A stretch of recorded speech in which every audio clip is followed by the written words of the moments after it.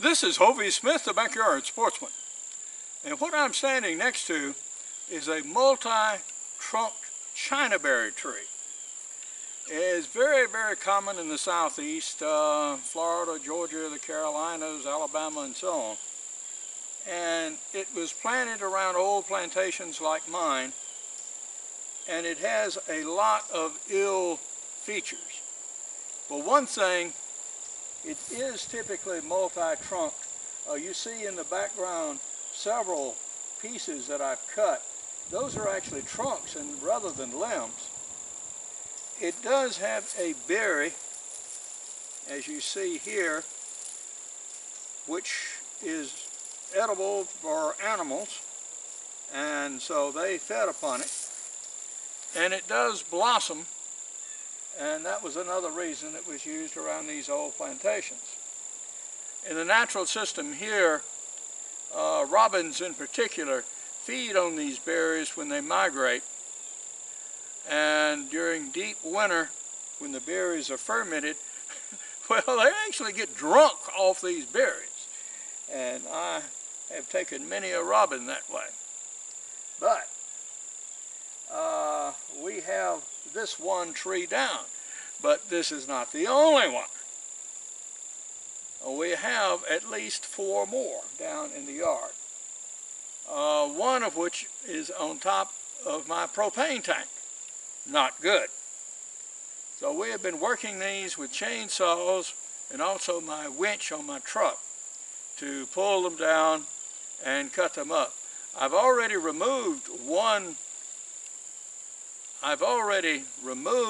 a fair amount from here, and it's on my burn pile, which you'll see in a bit.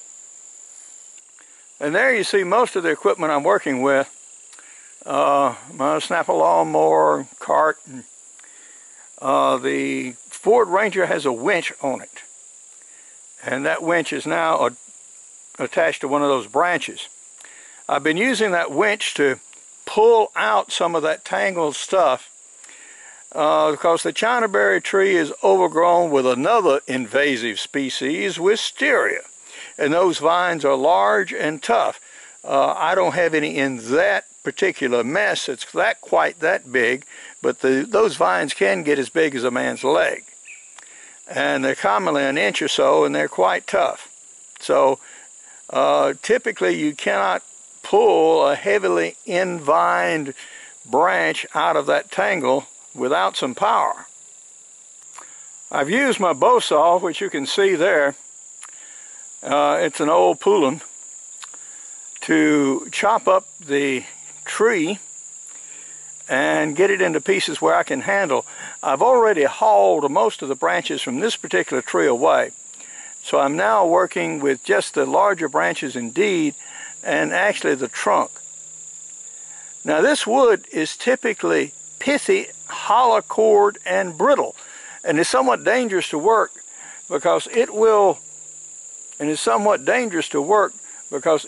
suddenly snap on you if you apply a lot of pressure to it. It's very, very brittle. Getting in the midst of something like that and cutting with a powerful chainsaw, or even a not so powerful chainsaw, gets to be a bit on the dangerous side. It's awful easy to get tangled in all of that junk. But as you see, we've managed to cut that tree into manageable sections, and I'll load it on my cart and actually use it as a backstop on my rifle range. Somewhere under this pile is a propane tank, although you would not know it from looking at it from this view. And you see how entangled this junk can be. We'll use a couple of special blades to cut some of these vines and also the smaller limbs. One, a cleaver that I've just finished for a friend, and the other an old tool from Switzerland that was used particularly for splitting kindling for firewood. And now you see my propane tank with approximately a half of it covered by this junk. The falling material actually did no damage to the tank itself. These tanks are pretty rugged. But I need to be careful in pulling the stuff so I don't tear off a valve or a line or any of that kind of thing. And here is the winch. And the plants you see in front are spider lilies, if you don't know them. They bloom in August, and they first send up the bloom stalks, and in midwinter they actually send up the foliage which supports the plants. But they are very unusual and colorful. I'm going to pull a piece out of that tangle, and that's how we're going to do it, just one piece at the time, so we can get it free and actually work on it.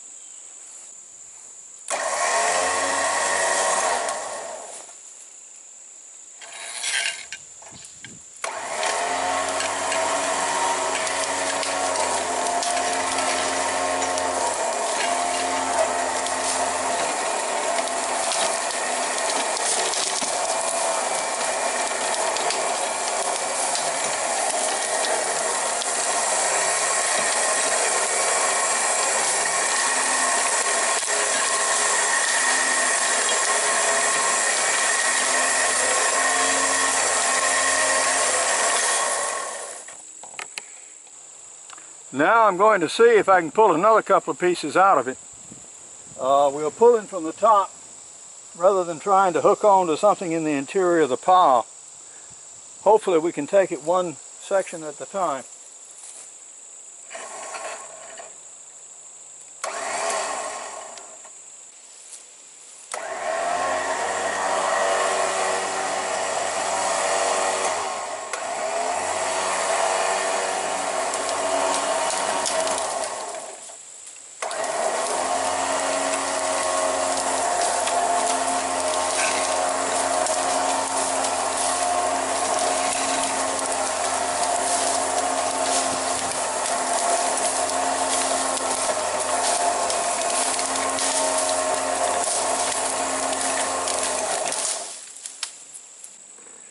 Good. Now at least that gets that clear so I can put a chainsaw on it.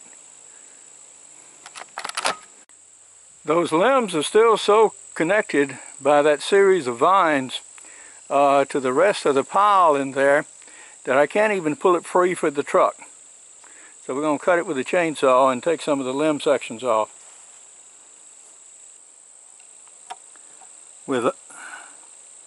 Without cutting some of this away, this mass is just too entangled to move. And we'll have to cut some of these vines and remove some weight of wood here so I can do anything more with it. Because I do not want to shift the tank off its foundations. And I'm in danger of doing that if I use much more pressure.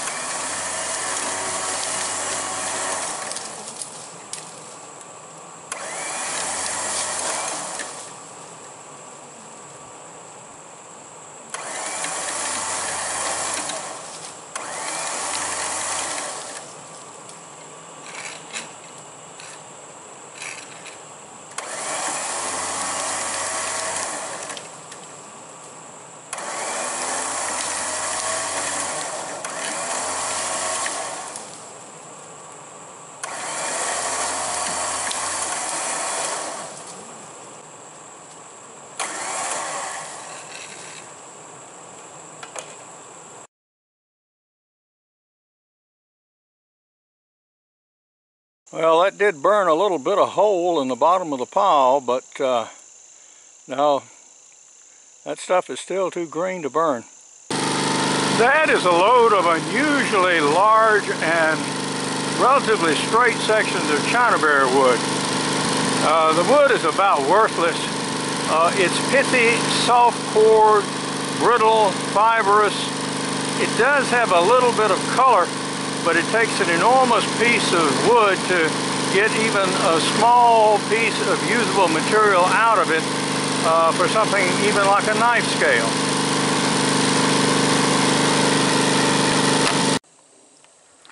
Our viney tangle is getting more and more strung out as I work with the winch.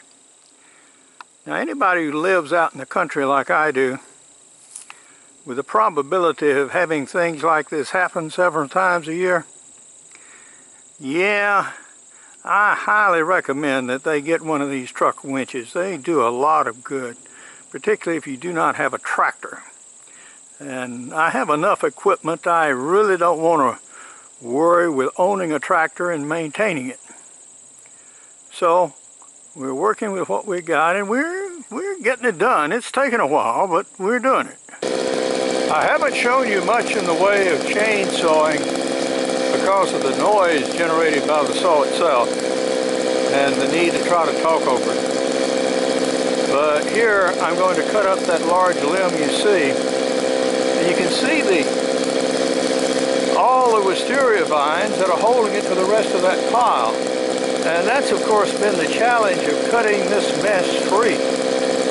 That wisteria is tough stuff. It'll jam the blade of the saw, it'll get caught up in the mechanism and stop it. So it's, besides the danger of getting your feet tangled and tripping in it and over it, etc., etc., etc., yeah, it by itself is challenging stuff to cut.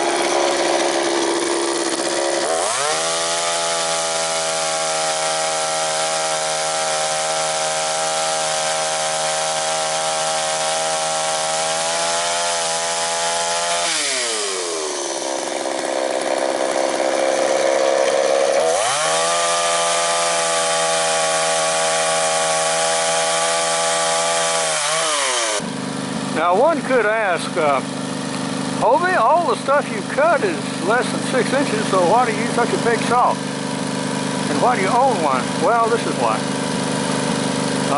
This is another one of the trails I clear. This is on the power line. And so this huge oak fell. I need to get it out of the way. Both for my own use when I kill a deer, but as well as for the REA.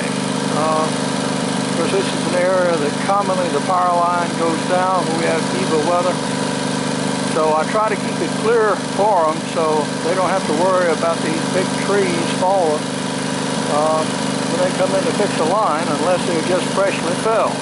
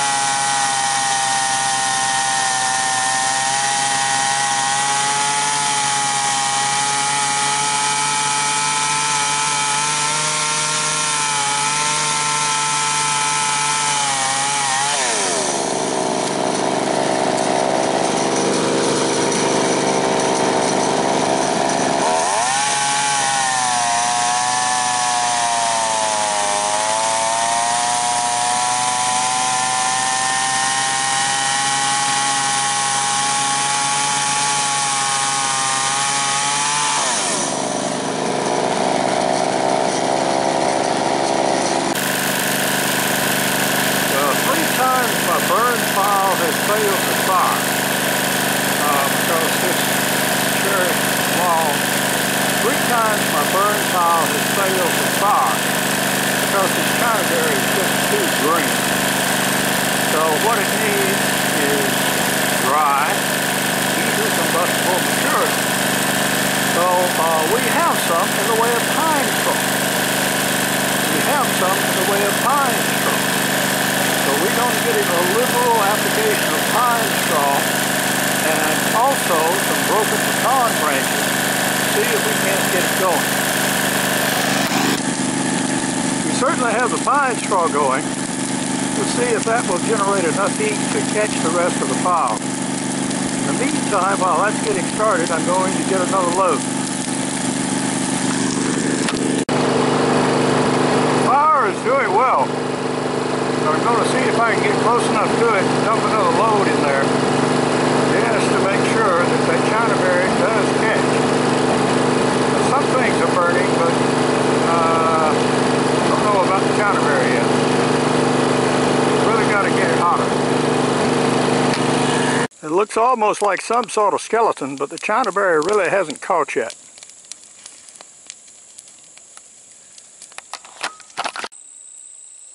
Well guys, I guess I'll just end it here. I've got nothing much else to show you so far as techniques or anything. We still have stuff to do, as you can see. We are probably in this whole task about 2/3 done. I did manage to get the fire going.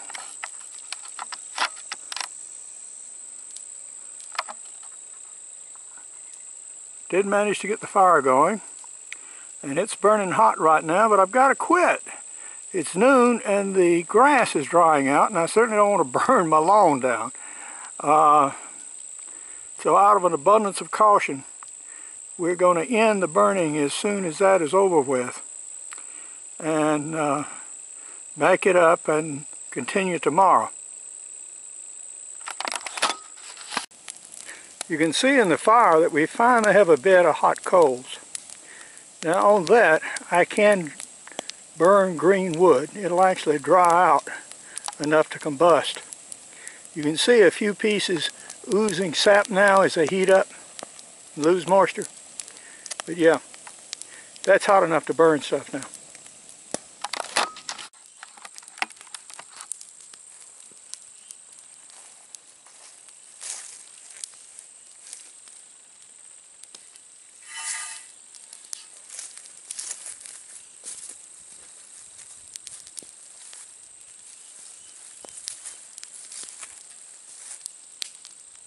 Well, now we've raked up the fire and put in the burnt ends and loose vines and all that kind of stuff.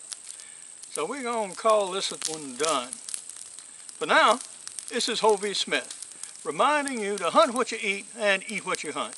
Be legal, be ethical, be safe. Goodbye, God bless, and see you next time.